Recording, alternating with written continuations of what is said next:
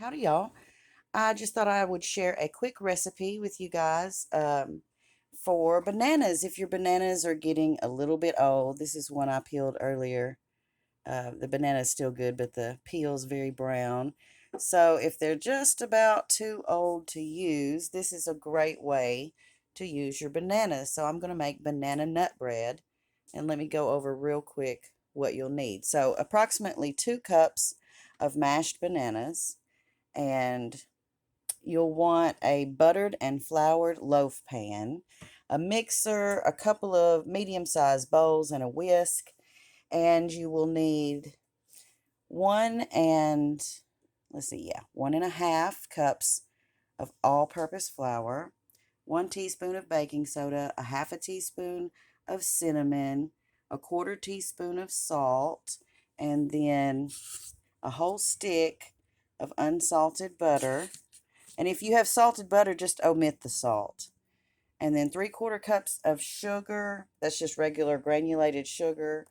2 eggs. And of course, your 2 cups of bananas. And 1 teaspoon vanilla. And I highly recommend Watkins Pure Vanilla Extract for baking. This is the best vanilla. And then 3/4 a cup of pecans. This is a little bit more, probably closer to a cup. So this is all the things you will need. And I just wanted to show you a little trick with this um, cheese grater, because you need your butter at room temperature. And if you don't have your butter at room temperature, you can just use the cheese grater. So if you forget to set your butter out and you don't have it all room temperature and everything, you can just use a regular cheese grater and grate your whatever amount of butter. I'm using the whole stick for this recipe. But you can just grate it, and then it will be room temperature by the time you pour in your other ingredients. So this is a great little trick to use when you have cold butter and you need softened butter. You just grate it up like you would cheese. And that way you retain the integrity of the butter that you're going to want to cream together with the sugar by not melting it. But you can get it to room temperature a lot faster like this. Just kind of spread it out like that. And then all we're going to do is add our 3/4 of a cup of sugar to this and cream those together. Okay, so I've kind of mixed this sugar and grated butter together a little bit. I'm just going to spread that out and set it to the side.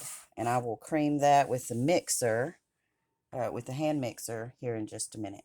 So in this bowl, I want to put my dry ingredients. So that's going to be the 1.5 cups of flour. Put that in there. And then our other dry ingredients are here. I'm going to set these bowls off of here, and our eggs, just like that. So we have, and these are a little heavy. They're probably a heaping teaspoon, half teaspoon, and quarter teaspoon.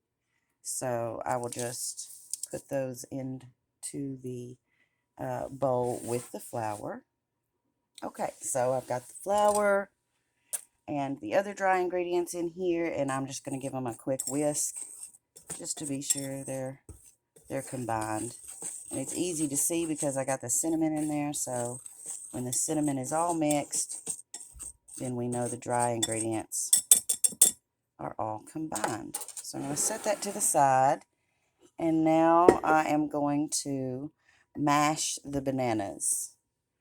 So I've got a couple of bananas here. I'm going to get them chopped up and mashed with a fork. Okay, here's my bananas all cut up.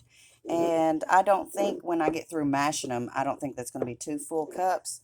So while I'm mashing them, I will probably put a little milk in there to make it reach to 2 cups. So I'll go ahead and do that. Okay, so here's my mashed banana. And like I thought, it wasn't quite 2 cups. So I put some milk in there, and this still isn't quite 2 cups, but I think it'll be fine because it's thinner. Because of the milk, it is thinner than just mashed bananas will be. So I think this will be fine. So I got my bananas mashed up there. Dry ingredients mixed. Got my vanilla, eggs, my pan's all ready. My oven is heated to 350 degrees. So now I'm going to take my mixer. This butter has come down to room temperature, and I'm going to cream the sugar and butter together with the hand mixer. Okay, so that just took a couple minutes. It's kind of the consistency of moist sand. There's not any sugar just by itself. And so the butter and sugar has been creamed together. And now I'm going to add an egg one at a time. Okay, so here's one.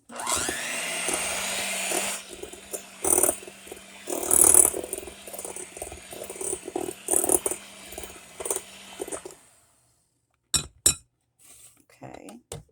It doesn't have to be fully incorporated, but you want to get it mixed in there. Here's our other egg. There we go.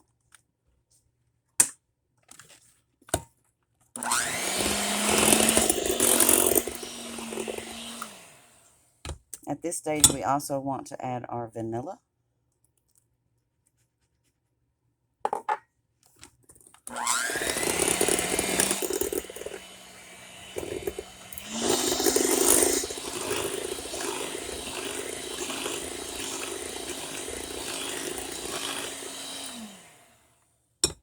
Okay, now we're going to add about half of our dry mixture.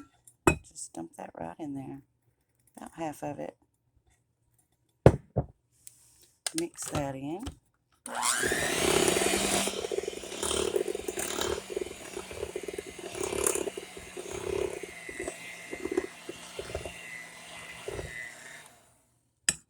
Okay, now we're going to add our banana. Mine's got milk in it, so my banana and milk mixture.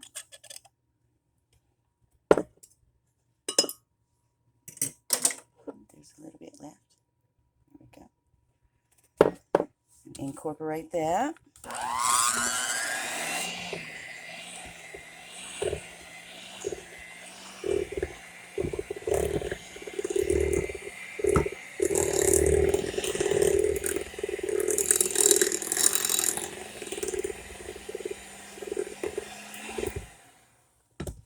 Okay, now we're going to put the last of our dry ingredients in there. And you don't want to overmix it at this point.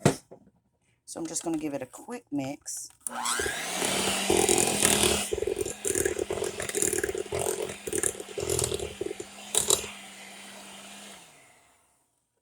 And now I'm going to scrape down the sides and just give it a little fold. Okay, so the batter is still lumpy, as you can see, but it would be because it's got all those banana lumps in it. And you don't want to overmix it, so don't just keep at it with the mixer because it will get tough. Now we're just going to put our pecans inside. And we don't want to mix it too much. Just make sure they're fully incorporated and they're all covered in batter. And now we will transfer it to our prepared butter and flour coated loaf pan. Okay, so we'll just pop this right into our loaf pan. We got our oven on 350 degrees, and this will bake for 1 hour, about 55 minutes to 1 hour. You can start checking it around 50 minutes, and when a toothpick inserted in the middle comes out clean, then it is fully cooked. So there we go. It just needs to bake 1 hour, and there is your banana nut bread. I'll be sure and show you guys a finished product video. Thanks for joining me. I hope you enjoy this recipe. Y'all be sweet.